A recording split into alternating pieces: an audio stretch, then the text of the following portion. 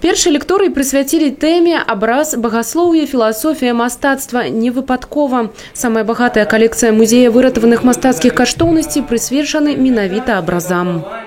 Музейная лектория – это классическая традиционная форма научно-просветительной работы в музее. Но так сложилось, что до сих пор мы в основном выезжали с лекциями в школьные и другие аудитории.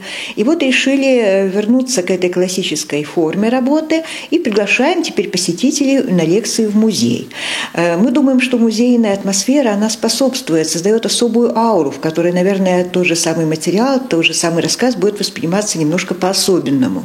Творчы проект сумесная работа супрацоўнікаў Брэсцкага музея, выкладчиков факультета Артес Либералис Варшаўскага университета. Иногда икона воспринимается просто как какой-то предмет сакральный, да, к которому не особенно человек привязан, он просто к нему как-то обращается через него к Богу, к святым.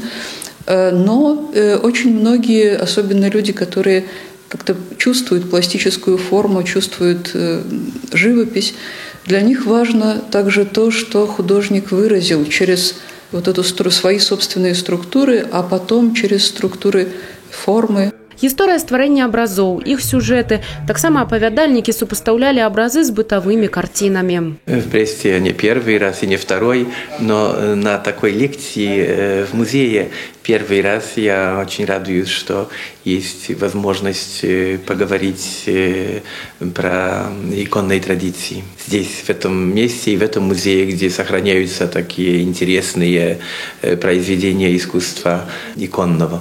У сераду 12 кастрычніка ў музеі пройдуць яшчэ 2 лекции, присвеченные иконопису. Мы рассчитываем, что этот лекторий будет иметь продолжение, что он станет традиционным. И ежегодно, накануне православного праздника Покрова Пресвятой Богородицы, мы будем встречаться с нашими слушателями, продолжим эти лекции. В них будут участвовать и их читать и наши музейные сотрудники. И мы приглашаем всех брестчан, кто занимается этой тематикой, кто изучает вопросы православной культуры, православного искусства. Олеся Симоновская, Мирослава Маньковская, Сергей Лушников, телерадиокомпания «Брест».